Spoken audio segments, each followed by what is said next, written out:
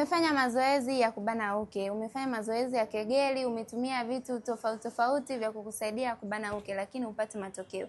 Unajua ni kwa sababu gani? Ni kwa sababu bado haujatibia hayo maambukizi yanayokusumbua. Na siku ikifika ukapata matibabu ya kutibia hayo maambukizi sehemu zako za siri, basi hautatumia nguvu zaidi kuweza kubana uke wako. Naamini unanielewa, na huenda kuna uchafu unatoka sehemu za siri ama kuna harufu mbaya inatoka sehemu za siri, lakini cha kushangaza ni kwamba hauweki jitihada kutibia changamoto hizo. Unachofanya wewe ni kutafuta kitu gani sahihi ambacho utatumia kitakusaidia kubana uke. Ushauri wangu ni kwamba ukitibu hizo changamoto, hizo la uke kulegea litakuwa limepata suluhisho bila wewe kutumia nguvu sana. Endelea kufuatilia akaunti hii ujifunze zaidi. Lakini endapo ni mwanamke ambaye unasumbuliwa na tatizo la miwasho, fangasi pamoja na kutoka na uchafu na harufu mbaya sehemu za siri, hauna budi kucomment hapo msaada ili niweze kukuelekeza ni kitu gani ambacho utatumia kuondokana na changamoto zako. Kumbuka kulike na kushare na wanawake wengine ili na wao wapate kujifunza.